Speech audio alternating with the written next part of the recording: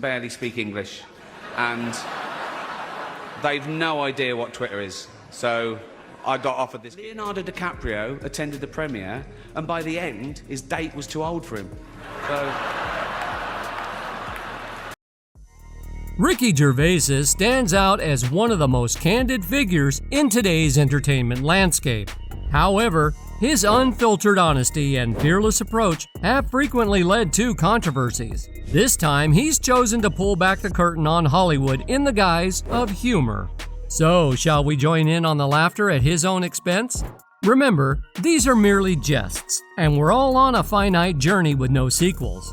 As the former star of The Office delves into some of Tinseltown's darkest secrets, it appears that the industry's power players are now taking notice. Yet if there's one thing that we can be certain of, it's that Ricky won't be silenced, and the elites are well aware of that.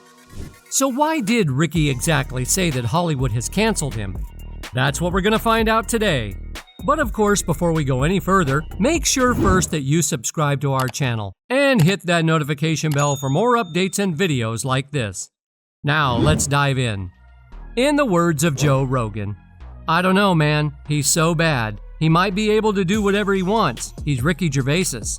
It was back in 2020 when Ricky Gervais ignited a storm of controversy in the entertainment industry with his daring hosting of the Golden Globes and an electrifying speech. Fast forward 3 years, and the list of individuals displeased with Gervais continues to lengthen, leaving him with growing concerns for his safety. It appears that Ricky had little choice but to bolster his security measures and adopt a more low-key lifestyle. Those close to the comedian have revealed that Ricky fully recognizes the potential risks and, given his resources, viewed enhancing security as a logical step. Ricky has also been open about his contemplation of mortality, leading some to speculate whether his concerns stem from his outspoken statements against Hollywood's elite. But if you're the type of person to revel in someone getting cancelled for something they said 10 years ago, you're just ensuring that one day you'll be cancelled for something you said today. You can't predict what will be offensive in the future. You don't know who the dominant... The repercussions of challenging Hollywood's powerful figures seems to have finally caught up with Ricky Gervais. It appears that Gervais himself has come to the realization that his outspokenness has landed him in far deeper trouble than he initially anticipated. The Golden Globe stands as one of the most esteemed and globally recognized award ceremonies, celebrating outstanding achievements in both film and television. Its significance within the Hollywood industry cannot be overstated, as it draws in the most prominent names in the entertainment world. Ricky Gervais, who had previously hosted the event for 5 consecutive years, once again took up the mantle of hosting duties in 2020. With that, he welcomed the audience to the 77th Annual Golden Globe Awards with his signature wit and charm. Hello and welcome to the 77th Annual Golden Globe Awards, live from the Beverly Hilton Hotel here in Los Angeles. I'm Ricky Gervais, thank you. While most hosts are expected to be thrilled by the opportunity, Gervais had already experienced this spotlight numerous times. He made a conscious choice not to restrain his genuine opinions on certain critical issues any longer. As soon as his opening remarks began, a noticeable unease swept through the audience. When Ricky Gervais declares that he no longer cares, you can be sure he's about to lay it all out for everyone to see.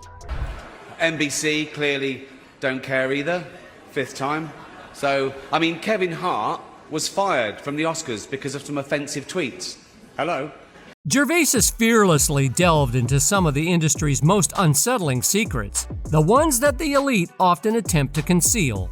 He commenced his opening remarks by addressing the infamous college admissions scandal involving Felicity Huffman.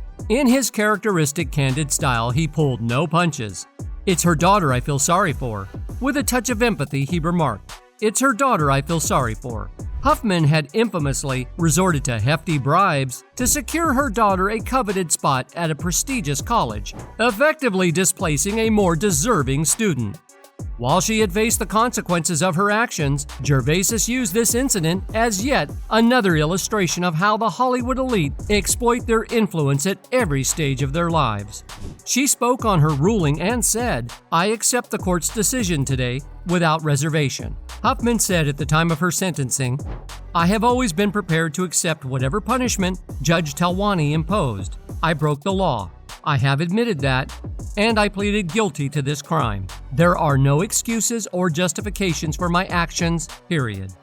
Gervais then broached the scandal that had sent shockwaves through Hollywood. He touched upon the notorious Jeffrey Epstein case, and, in his characteristic style, couldn't resist a quip about the mysterious circumstances of Epstein's death in prison. Of course, we all know how he hanged himself in there, just like Jeffrey Epstein. It was a case that had unraveled in a way that no one could have predicted. What had initially appeared to be a routine legal matter swiftly spiraled out of control as more sordid details came to light. Epstein was no ordinary criminal with a run-of-the-mill rap sheet. His ability to evade justice for so long was irrefutably tied to his high-profile social circle, which included prominent figures like Donald Trump, Bill Clinton, and Prince Andrew. Comedians Chris Tucker and Kevin Spacey also seemed to enjoy certain privileges due to their close association with Epstein. The case was a stark reminder of how power and influence often shield individuals from the consequences of their actions. Like, the worst thing you can say today, get you cancelled on Twitter, death threats, whatever, the worst thing you can say today is, women don't have penises, right? Now, no one saw that coming. Epstein wasn't the sole offender with deep ties to Hollywood's elite. Numerous prominent figures within the industry have been directly implicated and subsequently convicted for their actions. The most notable name among them was Harvey Weinstein, the once celebrated film producer who held a prominent position in the Hollywood hierarchy. Gervais didn't shy away from addressing Weinstein and how the entire industry had seemingly conspired to protect him through their silence. As Gervais continued his unflinching commentary, the audience remained on the edge of their seats, uncertain of what he would say next. He didn't hold back, taking pointed jabs at some of the industry's biggest names. Gervais playfully roasted Leonardo DiCaprio for his penchant for dating women so young that they could have been mistaken for his daughters. DiCaprio himself was present at the premiere, and by the end of Gervais's remarks, it seemed his date had aged out of his usual criteria. Barely speak English, and they've no idea what Twitter is. So I got offered this. Leonardo DiCaprio attended the premiere, and by the end, his date was too old for him. So, as the iconic star of Titanic continues to age, it appears his choice of companions keeps getting younger. However, this phenomenon isn't exclusive to DiCaprio alone. Many men and women within the industry engage in relationships with individuals significantly younger than themselves.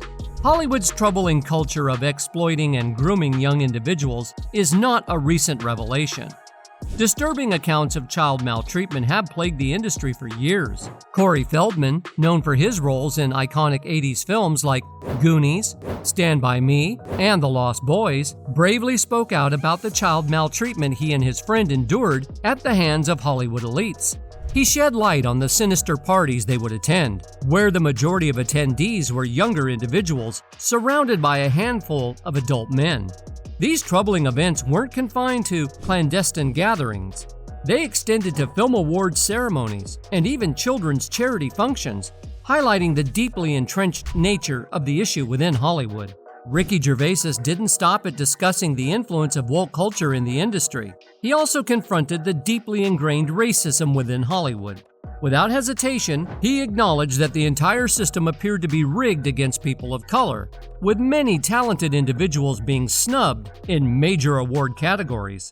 He candidly stated that, regrettably, there seemed to be little that could be done to change this status quo, attributing some of the blame to the Hollywood Foreign Press Association's alleged racial biases. Gervais showed no signs of slowing down as he continued to deliver biting critiques of the Hollywood elite. He concluded his speech by taking aim at actors who win awards and then deliver lengthy, self-righteous speeches. In his view, nobody had the right to do so, especially if they were working for platforms that exploited people. His relentless criticism left no stone unturned, making for an unforgettable and unapologetically bold performance at the Golden Globes.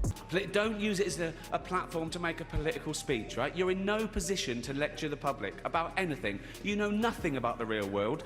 Ricky Gervais's recent speech at the awards ceremony have left many actors and directors in the audience surprised and somewhat apprehensive. But it undeniably resonated with a significant portion of the audience. Fans and viewers have been enthusiastically applauding Ricky for his fearless willingness to address uncomfortable truths. In fact, some have even described the comedian's Golden Globe monologue as one of the most memorable and impactful speeches in recent memory. Ricky Gervais's candid observations about the inner workings of Hollywood still stand out as a remarkable commentary on the industry. Let us know your thoughts in the comments below. That's all for today. We hope you enjoyed that video, and if you did, make sure to hit like, subscribe, and hit that notification bell for more videos like this.